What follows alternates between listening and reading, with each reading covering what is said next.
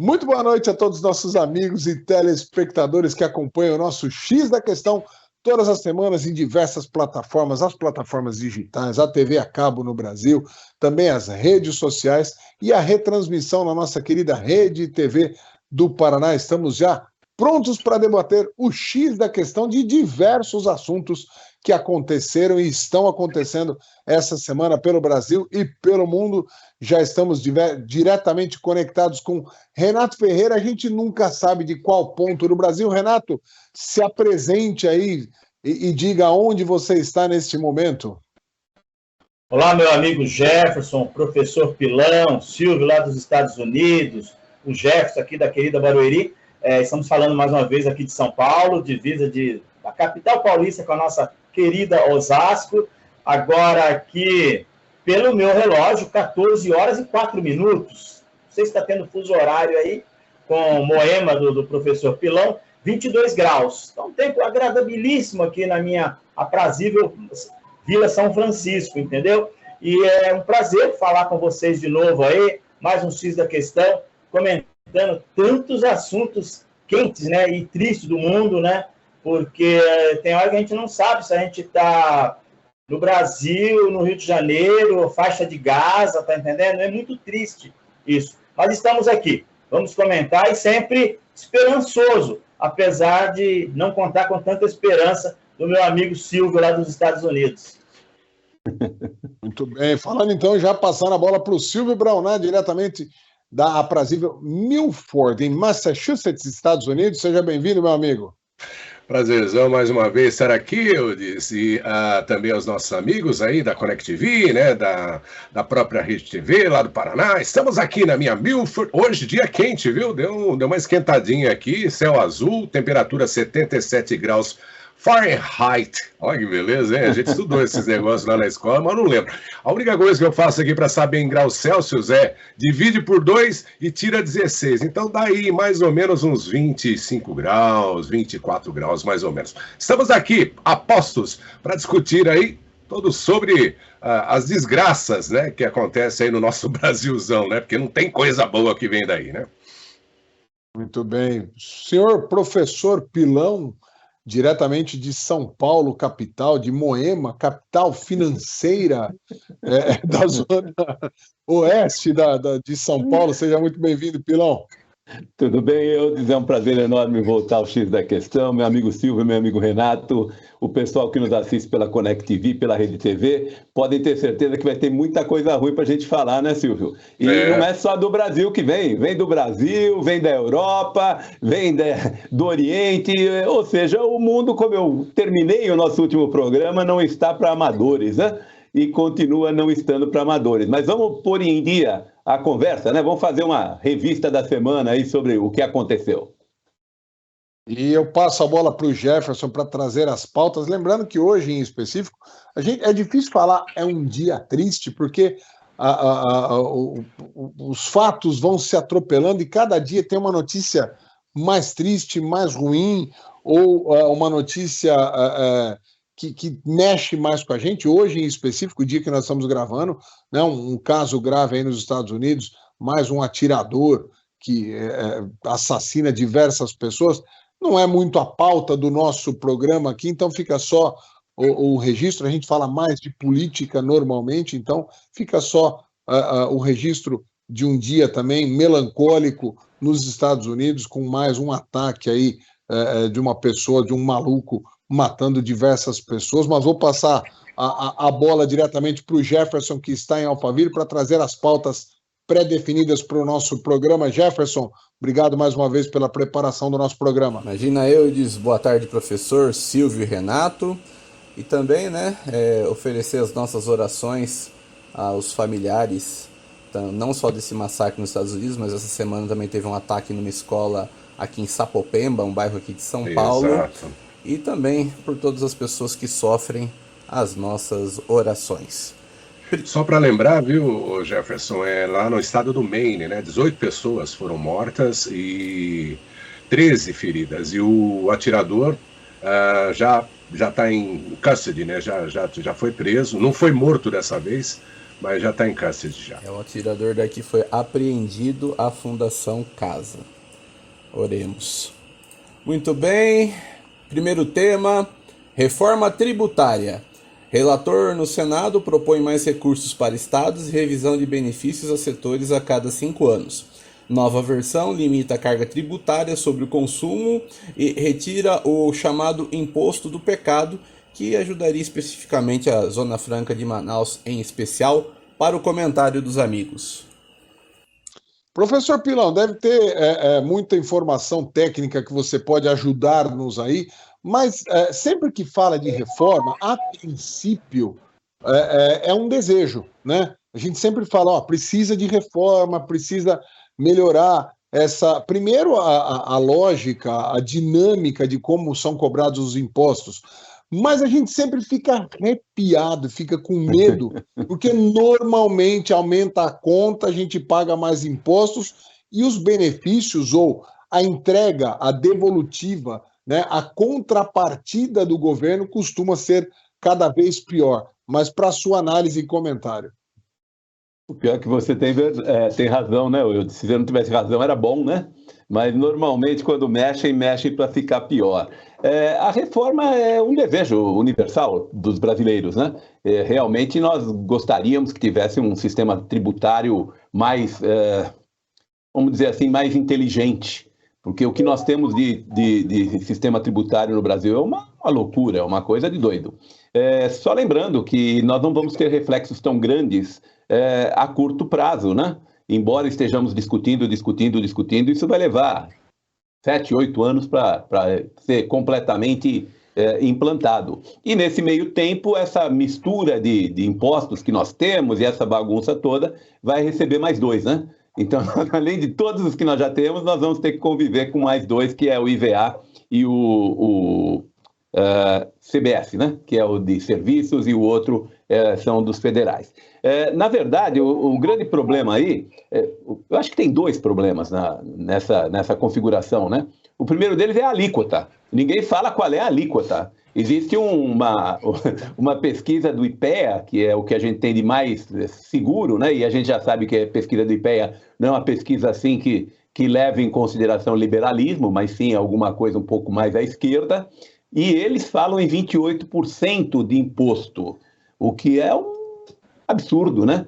Porque você não vai substituir os demais impostos que já existem, você só vai substituir 5 impostos, né? E vai ficar aí, segundo o IPEA, vai ter que ser alguma coisa em torno de 28%.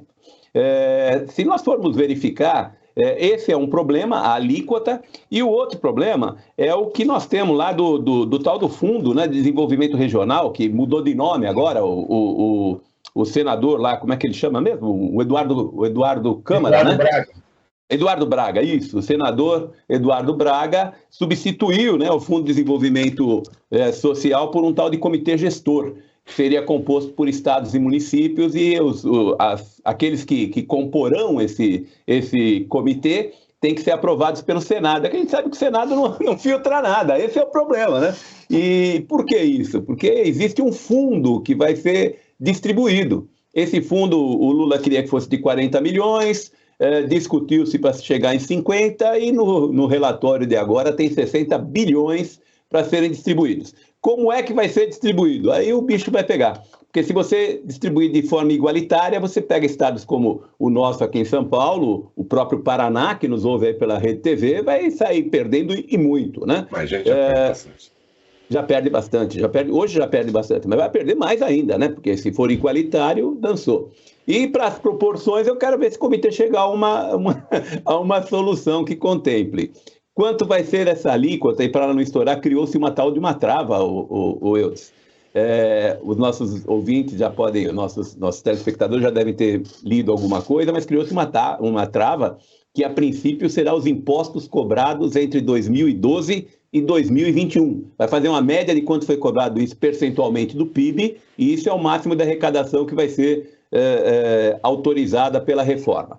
Mas isso ainda vai ter muita coisa aí, muita água para correr ainda, vai ter muita coisa. Tem imposto seletivo, tem rebaixamento de alíquota para setor específico, tem zona franca, tem muita coisa. Ainda tem muito, mas muita coisa e muita água para correr por baixo da ponte. Estão pensando em implantar a partir de 2026. Eu acredito que vai ser difícil, mas pelo menos está andando. Não é o que eu acho que deveria ter sido feito, mas pelo menos está andando. Vai melhorar? Só vamos saber quando começar a correr, porque quando começar a correr vai ficar fazendo a apreciação, né, daquilo que que obteve de 21 até 12, daqui para frente, a cada 5 anos, então você faz uma nova reorganização e vê nova alíquota e assim por diante. Mas é isso, Eudes, eu acho que tem muita coisa ainda para acontecer e não acredito que isso saia com facilidade, não. E é engraçado porque a gente pensa em reforma, pensa em simplificação. E aí só pelo preâmbulo falar... o Fabianozinho. É uma maluquice, é uma maluquice. É uma maluquice. E aí, no final, o cidadão, né, o empresário, o pequeno empresário e tal, no final das contas ele faz assim, ó, meu Deus, eu não vou conseguir entender isso nunca, porque eu tenho que acordar cedo, eu tenho, né, que cuidar dos meus negócios, eu tenho que pagar os meus boletos, então, ô contador, manda o boleto aí que eu vou ter que pagar, não vai ter jeito e não vai simplificar muita coisa. Eu vou passar a pergunta, passar o tema com uma pergunta para o Silvio Braunat. Silvio, a gente tem carga tributária alta em diversos países do mundo, mas normalmente ela está atrelada a uma entrega do Estado razoável. Então você vai falar, mas a Suécia tem uma carga tributária gigante, mas lá tem segurança jurídica, educação de primeiro. A escola não é paga. Uma série de coisas, as estradas são boas, então o cidadão paga muito, mas ele recebe uma contrapartida minimamente proporcional do Estado. Nos Estados Unidos, como que funciona isso? A carga tributária, ela reflete de alguma maneira os serviços prestados pelo Estado para o cidadão? Não, no dia a dia, Eudes, no dia a dia. Eu moro numa região aqui que é de muitas tempestades de neve, ou nevascas, né, como a gente chama no Brasil e tudo mais. E você vê a troca asfáltica, ela é de 2 em 2 anos aqui. No dia a dia, já tem as preparações, né, para quando tem tempestades e tudo mais, já tem uma verba separada para a Defesa Civil, que aqui é a Guarda Nacional, já para tudo ser implementado de imediato. O sistema de eletricidade, com quedas de postes, quedas de energia, ele já tem uma separação justamente para poder atender essas emergências. E no dia a dia, rodando no tráfego, no trânsito, a polícia é presente, tem sempre, você observa o trabalhador do serviço público, né, que é o Public Works, no dia a dia da própria cidade, ele fazendo os reparos de vias, né, de cortes e podas de árvores, né, que é uma coisa absolutamente necessária, tanto aqui quanto no Brasil também, em cidades onde você tem aí uma grande propensão de quedas de árvores, com tempestades e chuvas e tudo mais. Então você vê no dia a dia mesmo, você vê o seu imposto sendo aplicado, por mais alto que o próprio cidadão americano observe que as taxas são cobradas. A média... Isso é importante que o Silvio falou, porque é o seguinte, não tem nenhum lugar do mundo, seja um imposto alto ou baixo, de acordo com as porcentagens, mas não tem nenhum país do mundo em que o cidadão médio não reclame que paga muito imposto. Aí nos Estados Unidos também, né? Por isso que é imposto, né? Ele é imposto. Ele não é participação, não é? Chamaria, obviamente, de doação, né? Não é uma contribuição como aquele lá do trabalho? Do sindicato? Não é uma contribuição? Não é uma contribuição. Todo mundo reclama, porque os impostos, eles são altos, e aqui o cidadão, ele reclama, eu sou o pagador, ele fala, eu sou o pagador de impostos, eu sou o seu patrão, portanto, me respeite e faça o seu serviço adequadamente. Atendimento de saúde, claro que os hospitais são pagos e tudo mais, mas você tem, in priori, Você chega no hospital, você obrigatoriamente é atendido. Não tem como, é emergência, você vai ser... A conta vê depois, ou seja, você se tiver, por exemplo, caiu, quebrou a perna, por exemplo, eles vão lá, atende na emergência bonitinho, mas você não vai pagar ali na hora, você entendeu? O seu seguro vai fazer... ele vai fazer a absorção, obviamente, que aqui é tudo obrigado, você é obrigado a ter seguro quando você não tem, o Estado... nós temos o Medicaid aqui, que é no estado de Massachusetts, que ele paga para as pessoas que são realmente pobres, que não têm condição.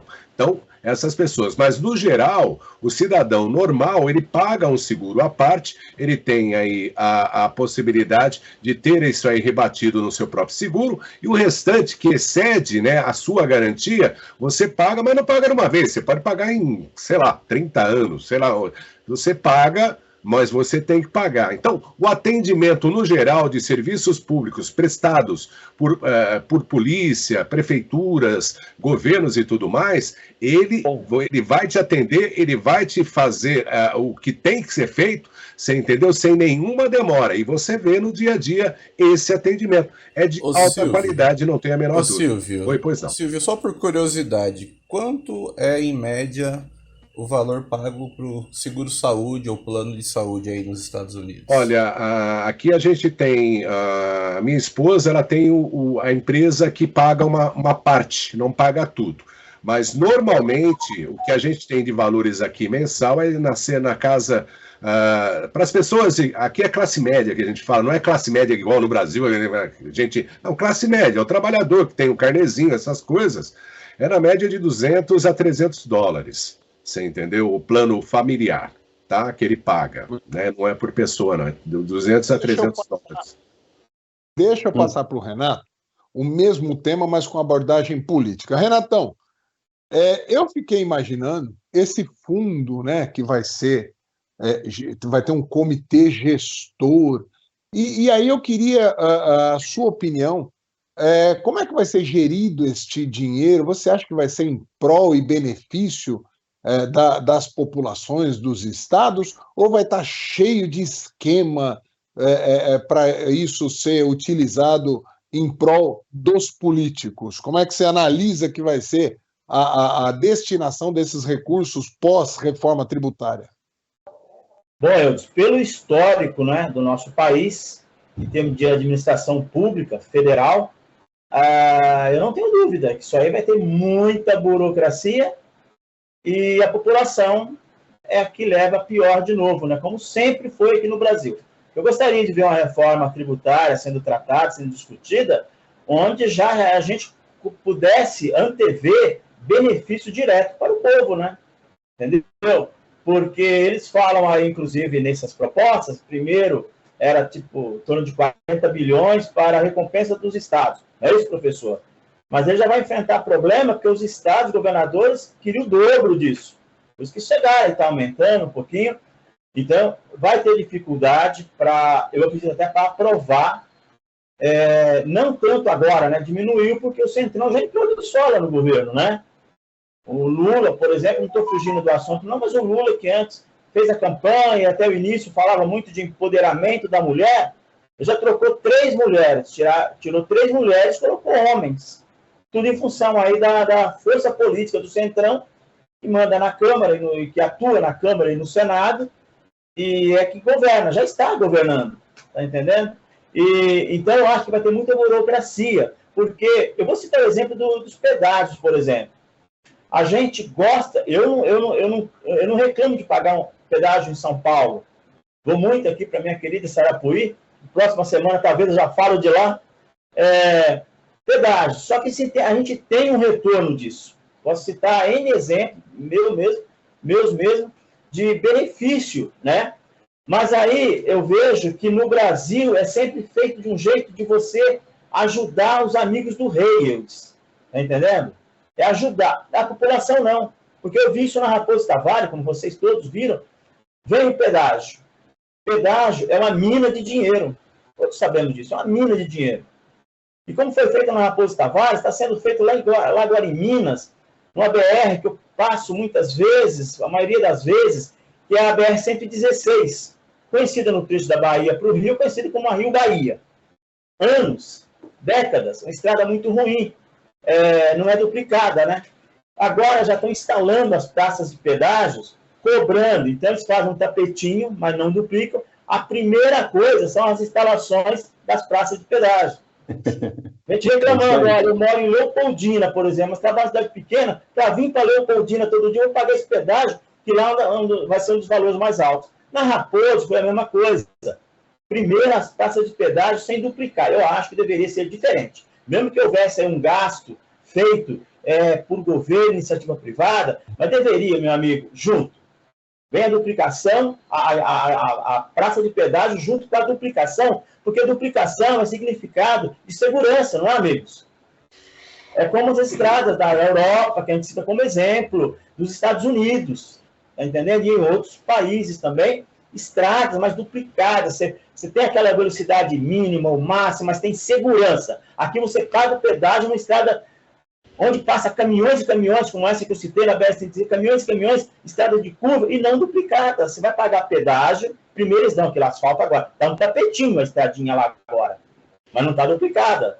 Aí o que acontece? Talvez até mais acidente, com um pouquinho de segurança, o cara pisa numa estrada de Minas, boa, aí não tem buraco, mas não é duplicada. Então, é o exemplo que eu dou agora, que eu só peguei o exemplo do pedágio, para essa reforma tributária, e não vem, eu pelo menos não vi nenhum benefício direto de diminuição de imposto. Diminuição de imposto, aí sim. Porque dá uma briga. Você vê que a folha de oneração de folha de pagamento é uma briga incrível. Mas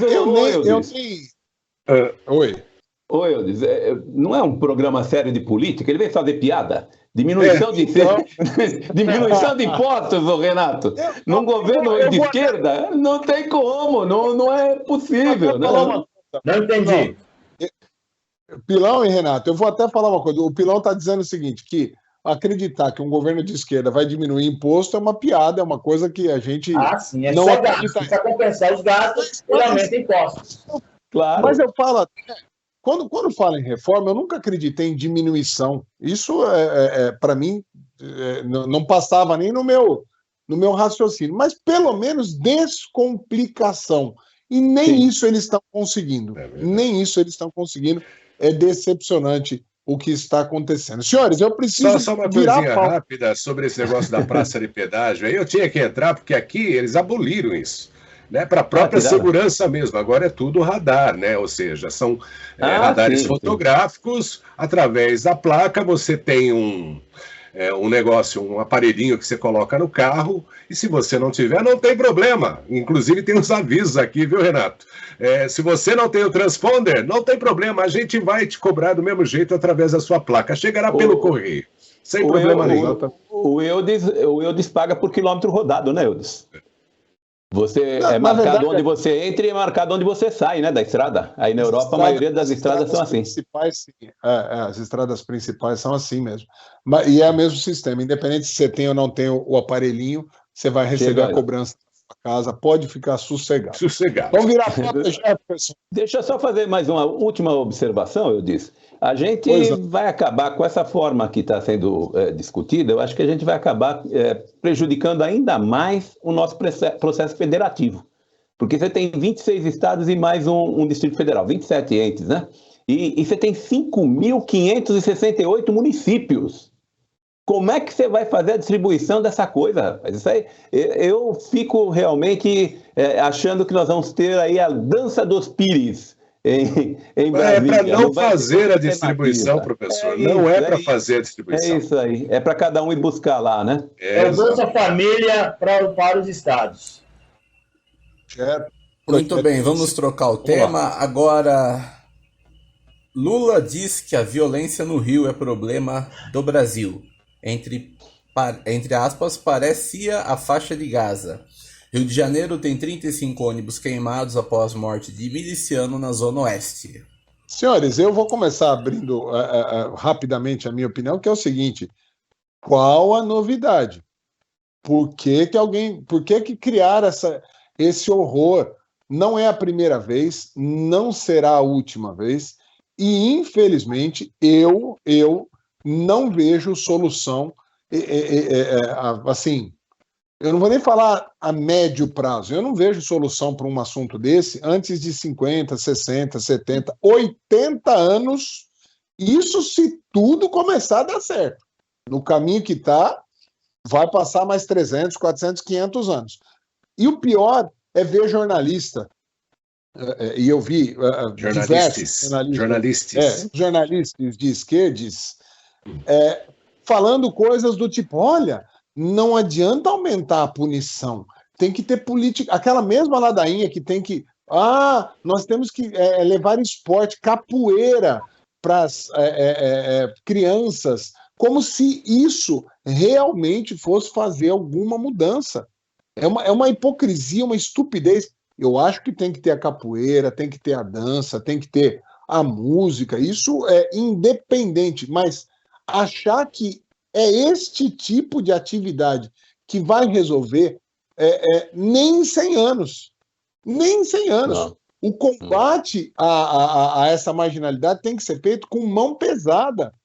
E enquanto isso, ficar defendendo que não adianta punitivismo, nós temos que levar rosas para a comunidade ou para os bandidos para eles se conscientizarem. Pare, nesse meio tempo, vai continuar morrendo cidadão de bem, criança, policial, empresário, trabalhador sendo assaltado com um revólver na cara, tomando tiro na cara. Então, não tem muita novidade. A gente só fica revisitando os mesmos temas e fica ouvindo só uma bobagem, assim, uma atrás da outra na imprensa. Foi melancólico assistir CNN, Globo News esses dias aqui falando desse assunto. Vou passar a bola para o Silvio Braunau. Silvio, a polícia dos Estados Unidos, ou a justiça dos Estados Unidos, que tinha uma fama de ser muito dura e punitivista, andou mudando os conceitos aí e está virando uma baderna em alguns estados, né? Em alguns estados, e o próprio estado começou agora a reconhecer que é o seguinte, esse negócio de defund polícia, ou seja, tirar o fundo, né, de suporte a armamento, a treinamento e tudo mais, tem aí o seu efeito reverso, né? Vide cidades como Chicago, em Illinois, em Nova York, agora também recentemente com a invasão venezuelana, né? Tanto é que tomaram uma atitude lá. Inclusive, tem que mencionar aqui que o governo federal aqui, depois que voltou lá de Israel, né, ele foi para a praia, né? O nosso queridíssimo aqui, e automaticamente o estado do Texas e do Arizona fecharam as fronteiras. Eles têm um processo, um item dentro da Constituição que os estados podem declarar guerra quando estão sendo invadidos. Então, esse lance de polícia, dessa woke people, né, esse pessoal da lacração, de falar que a polícia não é necessária e tudo mais. Inclusive tivemos uma blogger, as famosas blogueiras, né, que teve aí o seu... foi assaltada, teve seu carro depredado aí no Brasil, ela que também... né, era a favor, né, a favor da polícia brasileira, de destituir a polícia brasileira, acabar com a polícia brasileira. E aqui nos Estados Unidos, esses estados, essas capitais, que começaram com essa coisa aí de tirar o poder da polícia, estão sentindo na pele agora sobre o alto índice de violência que está acontecendo. E aí os próprios jornalistas aqui, que são mais moderados e de centro-direita, eles mesmos mencionam, falam assim, olha, agora você vai lá e entrega uma rosa, né, para a pessoa, porque o amor aqui também estava vencendo, né? Então vai lá e entrega uma rosa para o policial, né? Para o policial não, para o bandido, né, que está te atacando, né? Vide isso na Pensilvânia, lá na Califórnia, onde você tem aí a lei, o Bill, de poder roubar até $900, mais ou menos, e não ser preso, você entendeu? E é aquela coisa, tô te falando, você não vai ser preso, o pessoal vai na cara dura, só que os próprios negociantes, os próprios donos dos negócios, das lojas e tudo mais, eles estão tomando a justiça na própria mão.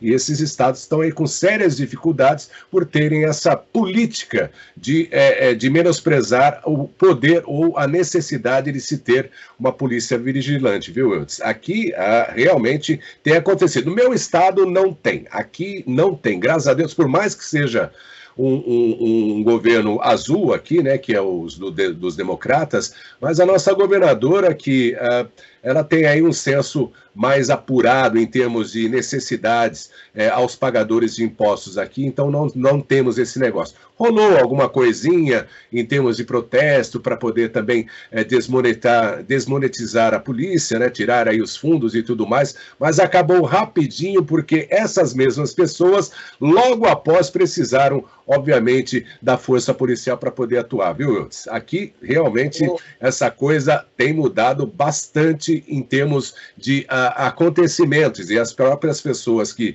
reivindicavam esse tipo de coisa já não reivindicam mais.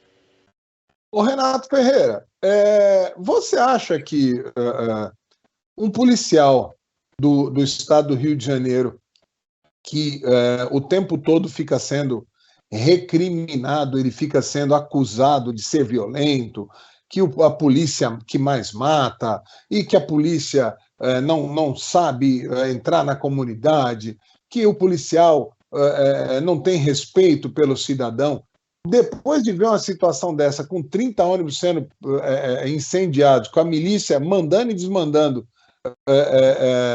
no estado, ele vai colocar a cara, ele vai realmente se arriscar a própria vida em prol da comunidade, num país onde a gente sabe que a segurança pública é falida e pior, a opinião pública recrimina as ações mais fortes vindas dos agentes policiais? Não só a milícia, viu, Renato? Também o crime organizado, viu? São dois. Gente, eu nunca... aí é errado você generalizar, né? Sempre é errado você, por ação de alguns maus policiais, você criticar a corporação. Isso não pode. Só que no Rio de Janeiro o problema é muito sério. Eu e amigos daqui do X da Questão, nossos telespectadores, é um problema sério. Em função do meu filho estar morando no Rio desde fevereiro, eu tenho ido várias vezes para o Rio. E tenho notado essa diferença. Antes eu tinha muita preocupação, porque foi o que ia mudar. Porque ele é músico, trabalha com música no Rio de Janeiro, mas faz direito também na UERJ. Ele mora na Zona Norte, bem pertinho, 2 quilômetros do Maracanã e da UERJ. E a Zona Oeste é a principal. Por isso que eles atacaram agora a Zona Oeste. E os principais ataques são na Zona Oeste, porque é a região de maior número de bairros e população, comércio, escolas, é a região oeste do Rio de Janeiro. E tenho notado o abandono quase que histórico, né, dos administradores, dos últimos governadores, todos condenados, mulheres governadoras, todos condenados. O último agora, que é esse babaca, condenado a 400 anos, já está solto, já foi visto até a academia com o amiguinho dele, o Aécio Neves. O Eduardo, como é que é o nome mesmo? Fugiu até o nome do governador. Cabral. O Cabral. Entendeu? Precisa, então, o Rio está assim. E o pior, é que saiu anteontem uma pesquisa, logo após aí os ataques, uma pesquisa que no Rio de Janeiro, como você falou, terrível situação de mudança. Como mudar? Porque 70%, 80% do Rio de Janeiro estão sob o domínio desse Estado paralelo, de um lado os traficantes, que já sempre existiram, e do lado, um pouco mais recente, as milícias. Antes, e até hoje eles são rivais, mas agora já existe também a narcomilícia, que já tem milicianos aliados aos traficantes. Então o Rio está dominado, como mostrou agora, o maior ataque ao sistema de transporte público da história do Rio de Janeiro, terrível. Aí eu volto a falar, meu filho mora na Zona Norte, a Zona Norte, como outras regiões, elas não foram afetadas diretamente, mas ela sofre o efeito, a consequência desse ataque, que não teve tantas vítimas, mas eles falaram assim, matou o nosso miliciano aqui, então vocês vão ver quem é que manda aqui. E 70%, não sei nem se 80%, 70% de uma população sob o domínio do Estado paralelo de bandidos que recebem armas, né, vindo de outros países e até furtadas do próprio exército, como foi o caso aqui de Barueri. As armas parece que foram já quase todas recuperadas, mas foi, primeiro, para a corporação de facção aqui do São Paulo e a principal do Rio de Janeiro. Então, é uma situação muito complicada, Porque para você acabar com isso, o governo tinha que entrar de sola, uma intervenção sim, que o seu ministro Laudino não quer, entendeu? Uma intervenção sim, mas com escola, com serviço, dessas crianças, um serviço onde a pessoa ganhasse, tivesse salário. Porque lá agora o menino que é cooptado pelo tráfico, né, ele recebe mais do que qualquer empresa consegue pagar, entendeu? Então, meu filho, é tolerância zero, como o nosso amigo, não sei se você Rodolfo Giuliani, né, o ex-prefeito de Nova York, tolerância zero. Que o nosso amigo Maluf, nunca votei nele, mas ele trouxe também, e tenho saudades da rota, daquela rota famosa, e é meu amigo, com criminalidade que está, se deixar, daqui a pouco vai ser 100%, e não pensem que é só no Rio de Janeiro, não. O Rio de Janeiro é o espelho maior, é o áxima de São Paulo também, entendeu? Nordeste está totalmente descontrolado, Renato. Perto da minha casa, não dá para você andar de bicicleta ou com o celular marcando bobeira, porque se eu levanto da minha casa, eu já vejo uma favela lá da San Remo, outra favela do lado de cá do Jaguaré, vocês conhecem bem, então não dá para brincar. Então aqui também está como o Rio de Janeiro, só que aqui é diferente geograficamente. A mudança é só isso. Eu sempre lembro do sábio professor Bezerra Silva. Bandido é bandido, mané é mané. No Rio de Janeiro tem pouco mané para muito bandido, viu, Renato? Só que agora lá o governo está pegando de longe para o estado paralelo. Deixa eu passar para o professor Pilão, mas entrando na mesma pauta, mas fazendo uma abordagem um pouco diferente. Professor, essa história de que a garotada, se tivesse oportunidade, se tivesse um dinheiro, se, por exemplo, o Renato citou, né, se tivesse emprego lá na veia para essa garotada, seria o suficiente para tirar o poder da bandidagem. Mas, no fundo, eu não acredito nisso. Eu acredito que precisa, sim, de punitivismo. Por quê? Se você injeta emprego e o cara ganha lá, né, o garoto ganha R$1.000 para trabalhar e o traficante oferece para ele R$5.000 para ele ser só o aviãozinho, não tem, a tentação é muito grande. Você tem que cortar o mal pela raiz, você tem que não deixar ou sufocar o suficiente para que as pessoas tenham principalmente medo do punitivismo. Porque o garoto vai pensar assim, peraí, vou trocar R$1.000 por R$5.000, mas se eu for pego, eu vou ficar 6 meses na cadeia lá, depois eu saio. Agora, se ele pensar que ele pode ficar 10, 15, 20, 30 anos na cadeia por tráfico de drogas, ele vai falar, opa, não vale a pena. É aquela história do quanto vale o risco, né? E esse cálculo muito pouco é feito. Eu estou errando na análise, professor? Não, só uma palhinha, professor, antes de você falar, apenas como argumento também, que o problema maior está aí, Eudes. Lá no Rio, o STF proibiu incursões da polícia nos morros. E aí não tem como, né? É exatamente isso, Renato. E eu concordo com você, Eudes. Infelizmente é isso, né? A punição, ela é pedagógica. Queira ou não, ela é pedagógica. O sujeito vai pensar 2 vezes dependendo do que é que ele vai ter de problemas se ele fizer alguma coisa errada. E fazer alguma coisa errada significa andar fora da lei. Então, você tem que ter uma lei e essa lei tem que prever punições que sejam suficientemente pesadas para dissuadir o sujeito de cometer aquele crime. Caso contrário, ele fala, tudo bem, vamos embora. Os empregos ajudam? Não tem dúvida que ajuda, evidentemente que ajuda, porque só que aí nós teríamos que pensar que todas as pessoas que estão no morro estão dispostas a trabalhar para o tráfico. Isso não é verdade. Então, se a gente tivesse emprego suficiente, seguramente você teria um morro um pouco melhor. E ele sendo um pouco melhor, teriam algumas condições de vida também melhores. Agora, você não vai conseguir dissuadir a molecada de trabalhar para o tráfico, porque realmente, além de ser mais cômodo, eles ganham mais. E só voltando um pouquinho à questão dos ônibus queimados, né? Nós falamos, aliás, eu terminei a nossa conversa da semana passada dizendo que se eles quisessem buscar as armas, era só eles irem até os morros do Rio de Janeiro. Não foi isso que nós terminamos e demos risada aqui no programa? acharam as armas. Aonde? Nos morros do Rio de Janeiro e aqui no PCC em São Paulo. Faltam 4 ainda, né? Tem 4 armas ainda que não foram resgatadas, mas as demais já foram resgatadas. E o Lula, ele falou que o Rio de Janeiro estava parecendo a faixa de Gaza. Eu concordo com ele, só que ele tem que lembrar que o presidente da República é ele. E o que ele faz em termos de plano de segurança pública reflete no Rio de Janeiro, em São Paulo, Belo Horizonte, Paraná e todos os estados brasileiros. E o que ele fez com o orçamento público para o ano que vem foi reduzir em 300, eu fui até olhar aqui, quer ver, 708 milhões a verba da segurança pública para o ano que vem. Ele reduziu em 1/3 a verba da segurança pública. Ou seja, como é que ele quer que não se transforme em faixa de Gaza se ele não der segurança pública? Vai piorar, não vai ter outro jeito não. Infelizmente é isso. Não vejo nenhuma...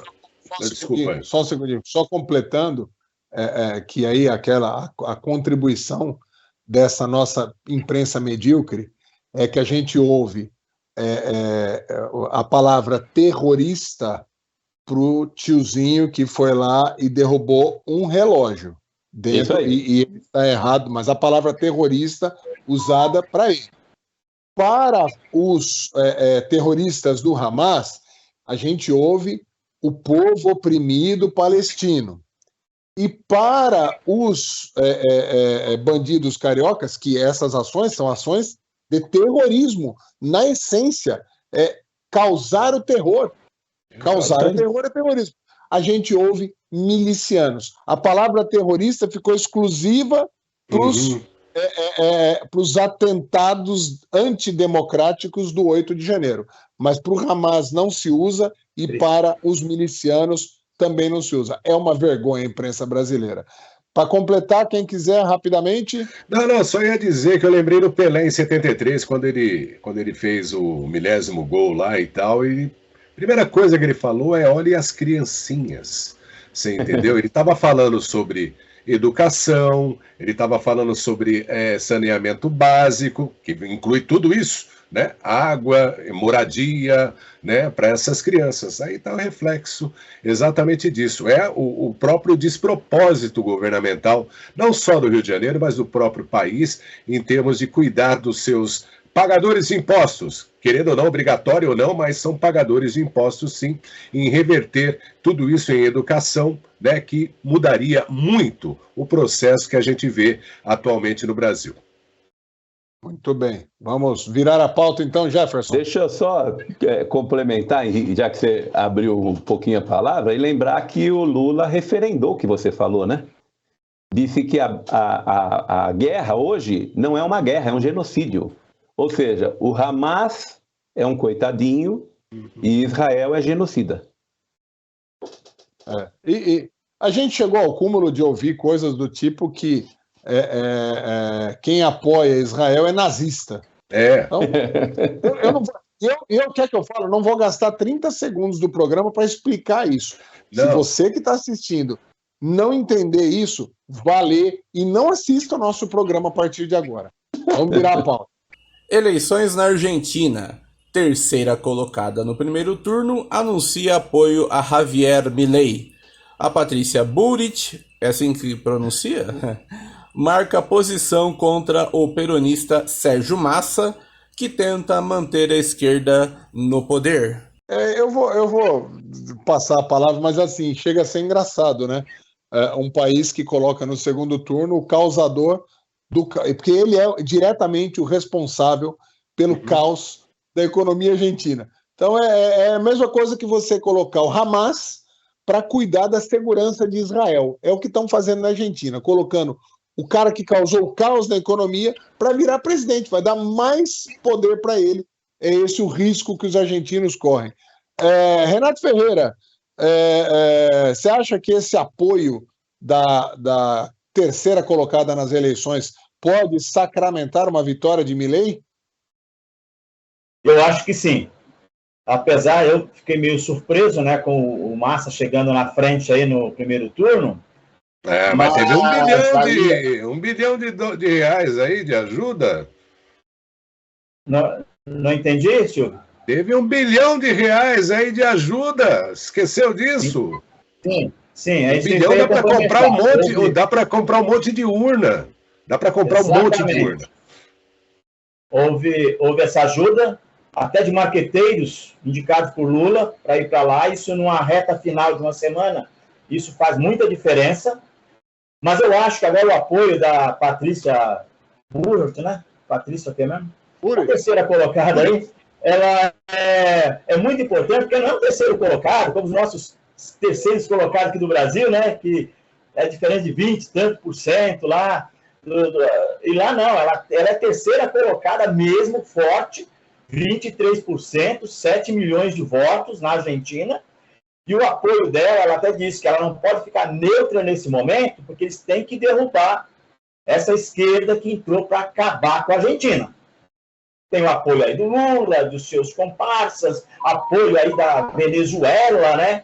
E então, é isso. Eu acho que é um apoio interessante, porque ideologicamente eles são o pessoal aí do Macri, né? Eles são ligados e vai ser muito importante. Por mais que o Massa vai tentar agora, porque pelos analistas ele vai tentar agora aumentar, falar mal do Milei, aumentar a rejeição dele, mas o espaço é curto também para o segundo turno aí, e nós vamos, eu espero, inclusive, ver esse apoio na prática funcionando em prol desse cara ultradireita, porque no país, estava até conversando com a professora antes da gente entrar no ar, ele vai fazer alguma mudança radical, porque o Eudes pontuou muito bem. O cara que entrou é muito corajoso. Eu sou o ministro da Economia, responsável, eleitor, por você estar nessa miséria, você nunca viu na Argentina, 140 de inflação, sem moeda, mas eu quero ser o seu próximo presidente. É cara de pau, e cara de pau ainda demais da nossa esquerda aqui, que está apoiando esse cara. Você está esperando o quê? Professor Pilão, é possível acreditar num arrefecimento do discurso do Milei nessa reta final? E mais do que ser possível, é adequado, é inteligente ele acalmar o discurso? Isso não pode afastar quem está com ele nesse momento? Eu acho que tem que dar uma acalmada, não grande, mas tem que dar uma acalmada, mostrar que é possível conversar. Isso ele tem que fazer, porque política é isso. Mas duas coisinhas aí antes de eu falar diretamente disso. O meu amigo Renato, como diz o meu amigo Silvio, Fabianinho.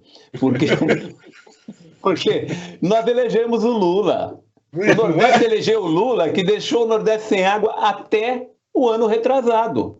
E aí ele foi eleito e cortou a água dos caras. Exato. Então, sabe, não tem lógica. É o seguinte, por que é que eu acho que o Milei pode vencer? Porque eu acho que são duas coisas que definem o voto. É o bolso e o coração. Eu acho que são essas duas coisas que definem o voto. Então, o Milei tem a seu favor que o bolso não está bom do Argentina. Então, pode ser sim que ele consiga. O coração é o discurso que o Eudes falou. Talvez se ele der uma diminuída no ímpeto, não precisa mudar muito, mas diminuir o ímpeto, porque também ele não vai fazer essas coisas todas que ele está falando. Não tem como fazer. Não vai ter mais dinheiro, não vai ter mais... Isso não vai acontecer. Mas nós somos mais bonitos que eles da esquerda. Nós somos. Isso aí é verdade, eu estou com ele. Nós somos muito mais bonitos. E aí nós temos uma outra questão que pode ajudar. Dificilmente os que votaram na Patrícia, que é de direita, votarão na esquerda. Então, nesse sentido, é possível que ele tenha uma elevação grande de votos. Mas o pessoal precisa ir à urna também, né, professor? Isso, então acho que o grande problema é exatamente isso, Silvio. O grande problema é conseguir fazer o pessoal ir para a urna. Se conseguir fazer o pessoal ir para a urna, é possível que ele consiga. Porque não se esqueçam que o Massa só não foi eleito por 3,4% dos votos. Só faltaram 3% para ele já ser presidente no primeiro turno. Porque o Milei ficou com menos de 30%. E ele com mais 3,4% tinha 40%. Ele estaria eleito.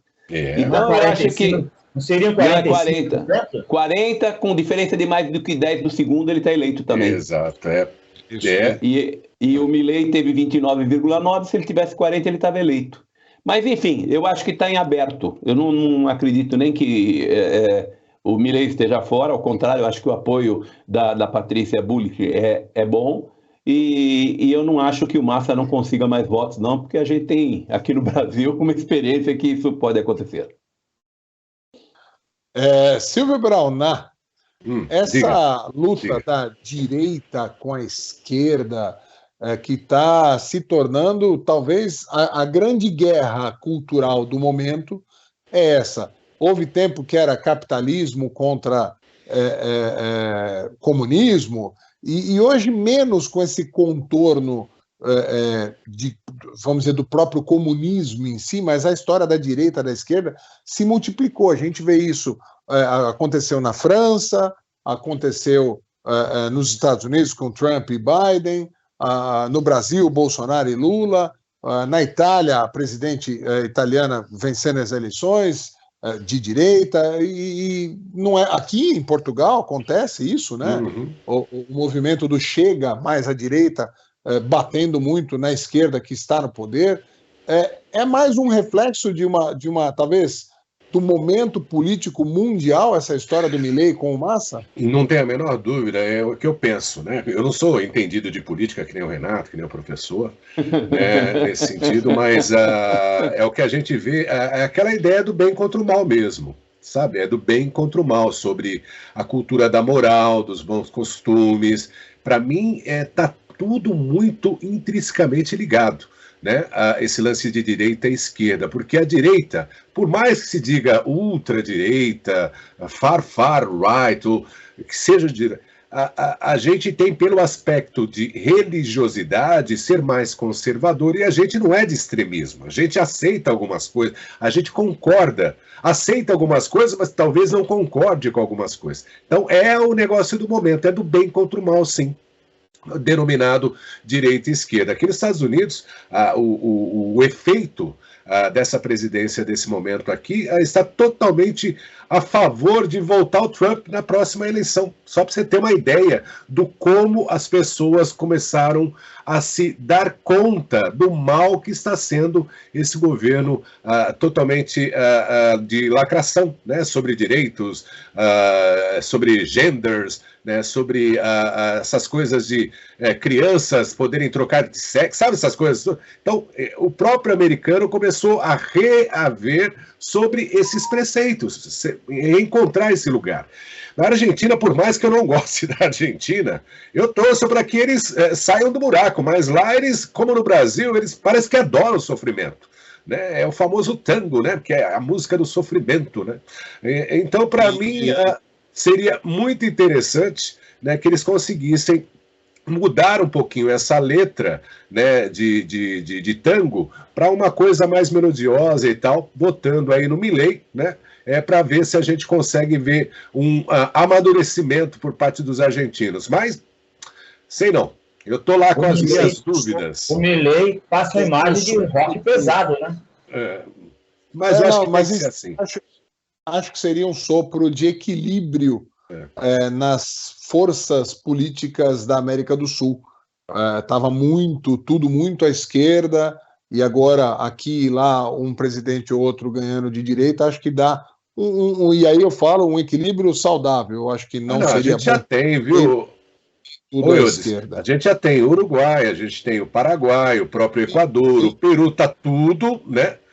Voltando. E eu acredito também que o brasileiro ele vai tomar juízo na próxima que tiver para presidente também, vai largar essa coisa, esse amor pela dor que eles têm.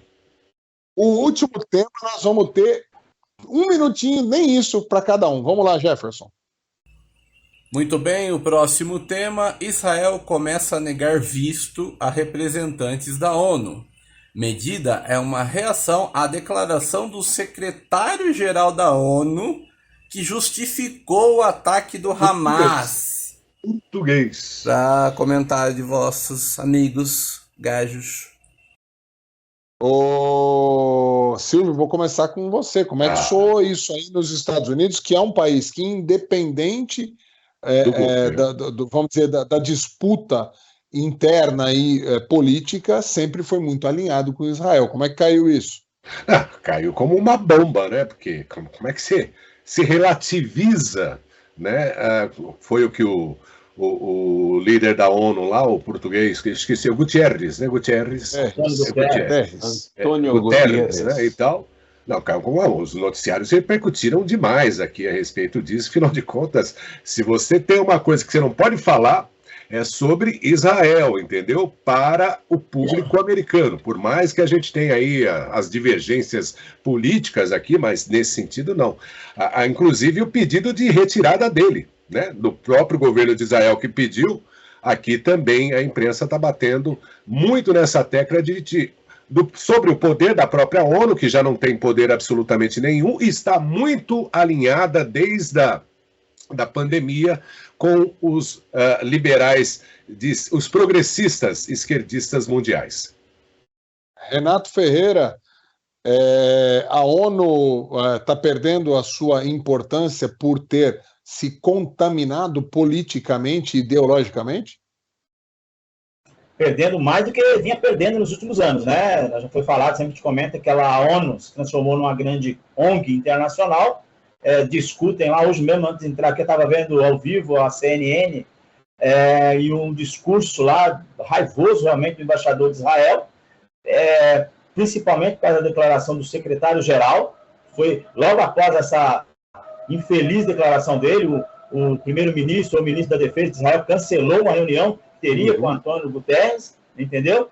E isso aí vai espalhando, porque foi como ele disse, é um secretário-geral da ONU. Isso reverbera, né? Isso multiplica essas opiniões anti-Israel por causa disso. Mas não é só lá. Você vê que aqui no Brasil, onde tem a entidade forte, né, israelitas, né, as entidades têm boa reputação e são fortes, eles recriminaram aqui essa declaração dessa, eu acredito, petista, lulista, que é conselheira da ONU, lá da usina Itaipu, binacional, porque ela declarou, tá entendendo? Ela fez uma afirmação pró-Hamas, entendeu? E os dois representantes de duas entidades israelitas aqui vieram na hora e falaram: gente, que essa mulher fala repercute na sociedade.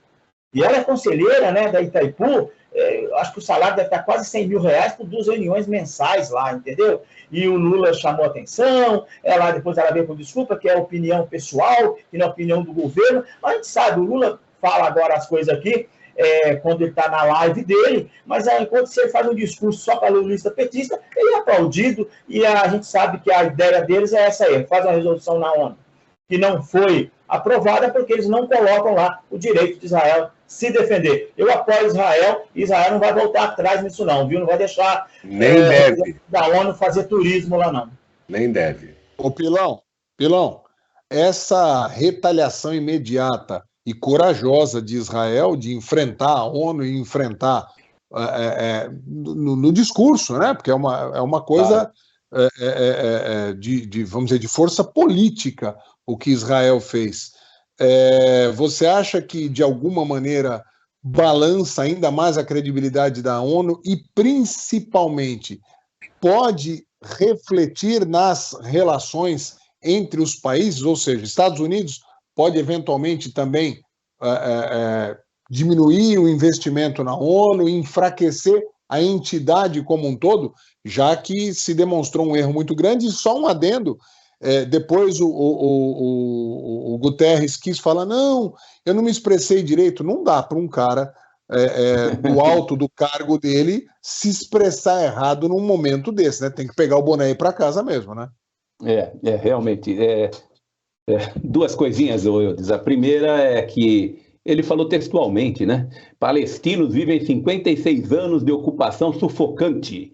Eles viram suas terras sendo lentamente devoradas por ocupadores e afetadas pela violência. Quer dizer, ele falou diretamente. E eu acho que a resposta de Israel veio à altura. Eu não acho que ele seja errado, não. Eles estejam errados. Acho que tem que fazer isso mesmo. A resposta veio à altura. E se você pegar o líder da oposição lá em Israel, disse que a extrema esquerda global é antissemita. Então, isso é verdade. Não é isso. Então, hoje, se você pegar o representante norte-americano na ONU, é de esquerda. Então, não acredito que tenha tanta relevância essa questão. Mas, mudando isso, eu acho que passa a ter. E só para a gente pontuar, porque é importante, a tesoureira do PT, que hoje está lá em Itaipu, é a dona Gleide Andrade de Oliveira. Foi ela quem falou. Acho que deve ser o mal do nome. Glaze, as coisas ficam meio misturadas e elas não têm muitos neurônios, então aí a coisa começa a ficar preta. Mas é uma pena. Eu acho que é uma coisa triste que está acontecendo lá. É muito difícil. Israel deve invadir, mas vai ter muita morte. É uma coisa muito difícil, mas também fazer declarações dessa ordem não ajudam em nada. É complicado. Momentos difíceis aí que ainda vamos enxergar e conviver nos próximos meses, porque essa guerra não vai ser curta e vai ser muito triste em diversos dos seus momentos. Senhores, agradecendo mais uma vez a participação de vocês, muito obrigado. Não vai dar nem tempo de passar a palavra, todo mundo dá tchauzinho assim, ó. X a questão, semana que vem tá de volta. Valeu, um beijo, um abraço, valeu.